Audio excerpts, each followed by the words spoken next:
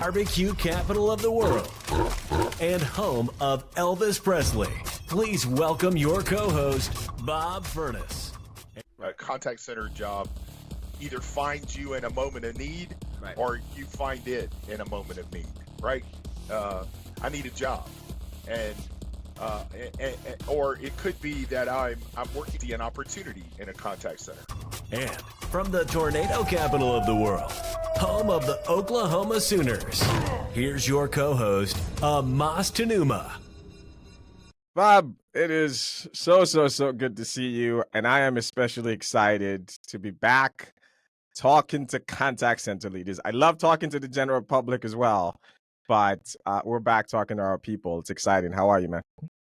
I'm doing well. I love that. I love that phrase, our people. They're definitely our people. If you sit down with a group of contact center folks, it won't be long before someone's telling a story about a crazy customer or something that happened in their contact center. Yeah. Bob, our show has always been about people. Yes, we talk a lot about technology because technology is a big part of our world, but we've been about trying to help the contact center supervisor, the workforce management folks, the leadership, customers, etc. But we have a special place in our heart for contact center agents or representatives. And I think there's a prior show where we talked about the state of the agent experience in the age of AI. So please, if you haven't checked that out, please go check that out. But today, I want to get back to the contact center agent again. We established that this job is now more complex. This job is now more lonely because the days of your supervisor walking around and by management, whether you're remote or not, is gone. Everything's on Slack or Teams or whatever now, or it's a hybrid world. You have more tools, not less, right, to deal with today. And then as an industry, we've started to dehumanize the agents as far as I'm concerned. I heard terms like there is the digital channel, then there is the live channel. Our precious most whatever commodity has now just been boxed in right there with the bots, with the emails. There's this live channel. And I think we are overlooking the humanity behind the most, I guess using the term, important channel at most companies. The data is overwhelmingly clear when it comes to efficiency and speed, digital channels, what have you, your website, etc. When it comes to building loyalty, which is the thing you care most about, the most important channels continues to be the ones where your customer can have a human-to-human interaction with you. So Bob, I want to hear your thoughts on how you are thinking about this problem of the agent experience that is getting overlooked and the humanity of it all. I talked to somebody recently that was in a job that she's been doing for a couple of years. And she talked about how she's been doing it since just before COVID started. And she talked about how lonely it was to sit in a room by herself and do work and to only communicate this way. But she also talked about that she felt like that the relationship with her supervisor or with her manager was different than it had ever been in her past experiences as an employee. And by different, she meant worse. She didn't feel connected. She didn't feel connected to what was going on. Gallup's State of the Global Workforce that just came out 2024 says that the most lonely people in the job. So there was a big increase in loneliness in their survey, but that it's happening in people that are 35 and under the most. So walk into a contact center and see if that's not your demographic. Mm. It is your demographic. And it so loneliness is part of, you mentioned that loneliness is part of disconnected from. Yeah. So we have to solve those things. We have to go back and get to the basics and solve that quandary, probably not with technology, but with people. Yeah. Yeah. And that's a muscle that I'm finding we are um we are getting worse and worse at. And I think, how would you think about, like, is hybrid making this worse? I think hybrid, for the sake of hybrid, is making it worse. Okay. If my manager is still sitting at their desk and FaceTiming me, I mean, doing Teams or things online. right. If I'm still sitting at my desk and I'm on a Zoom because half of the team is not here and half the team is here, I didn't accomplish anything by bringing those people into the office except seeing them. Right. So do I think hybrid hurts? I can't imagine that it hurts. I hope it helps, but I think, again, it only helps if we adapt to that being the new norm. Yeah.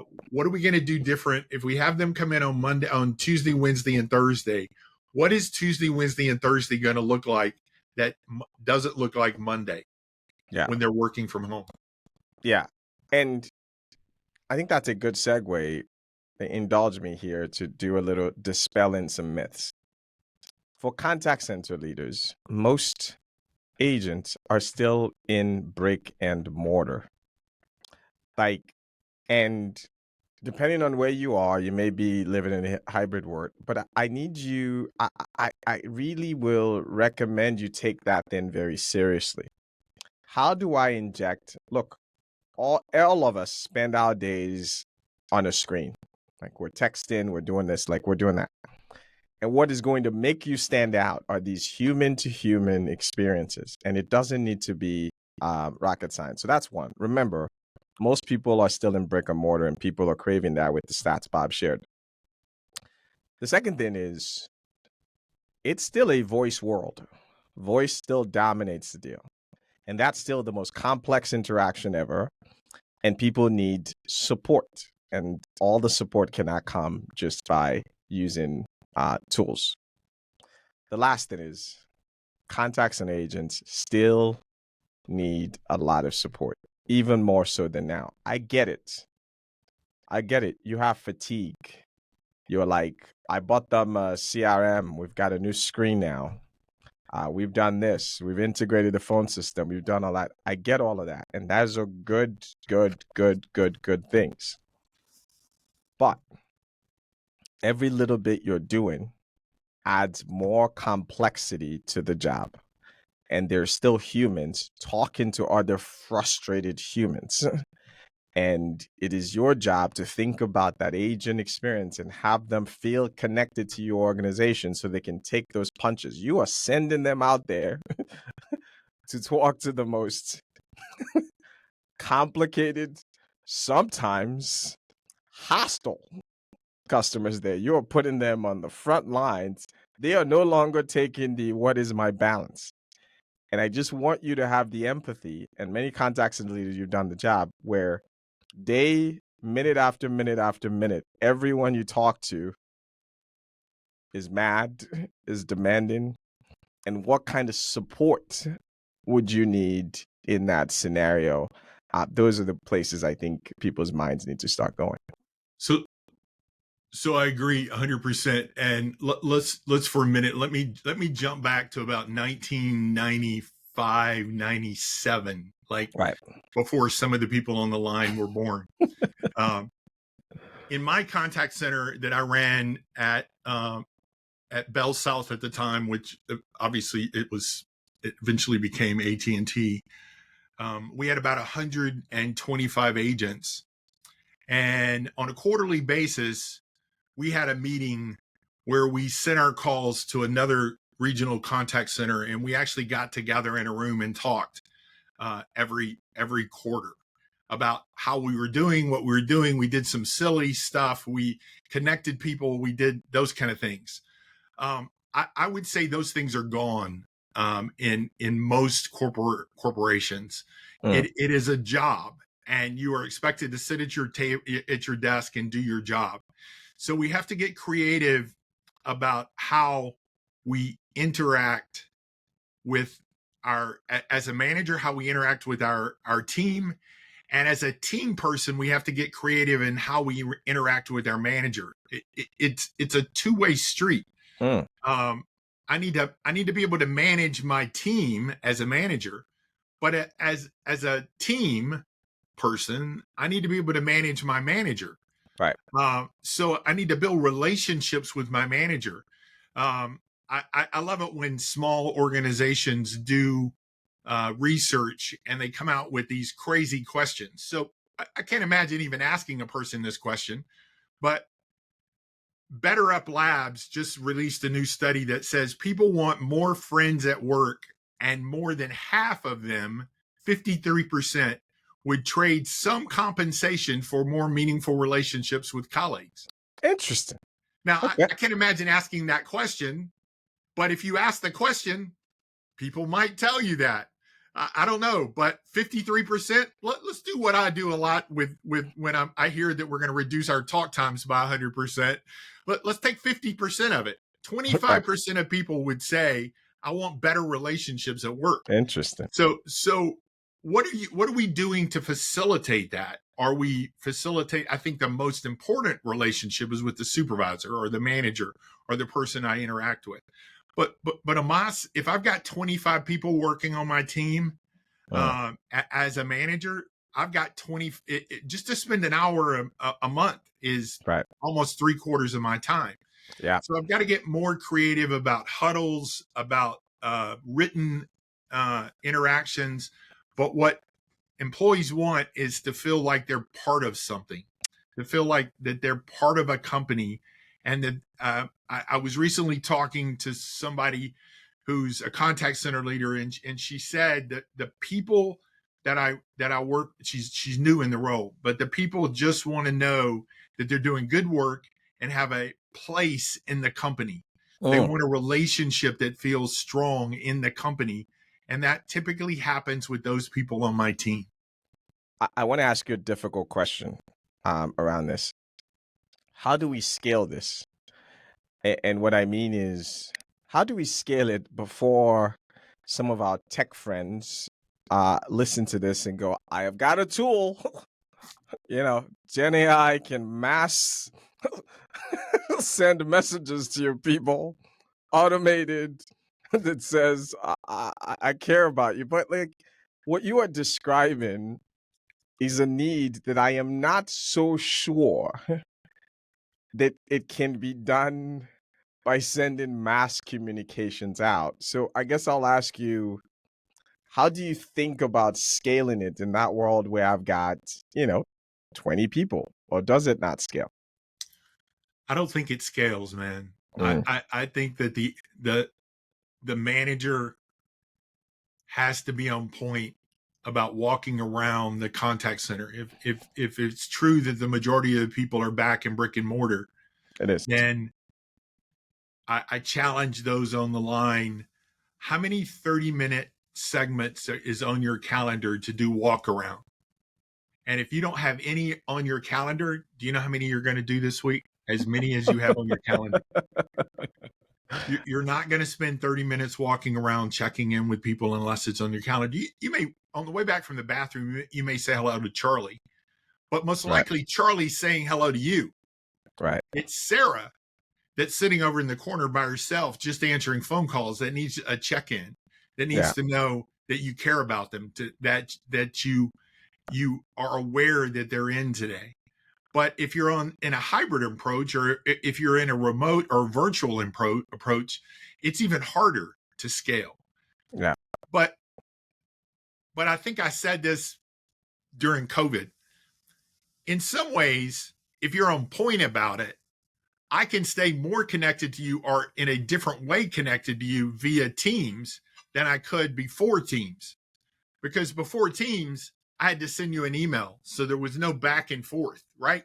Before Teams, my number one digital way to interact with you was just to send you an email, which was eventually you might send something back. So you can use the technology, but you still need a personal insight. It doesn't need to be how's everybody doing today to Right. 20 people, Yeah. because they're not going to answer you. It They're not going to answer you unless you're personal. So is. can it scale? It can scale by the level of the director, and you scale that by the number of managers and team leaders that you have associated with the number of agents and reps that they're responsible for. Yeah, I think Bob, because we've got to run. We got to do a show about what leading and management looks like. Because I think you got to rethink some of this stuff, like the old ways of just carrying it over. I think we need to do that. But on the way out, I think I'm just gonna say this on top of what you said, which is that I don't know who quoted this, but someone has said that there is no pill that can substitute for the human connection. And I take that, if there's one thing I want folks to take out of this, is that can technology help you? Sure.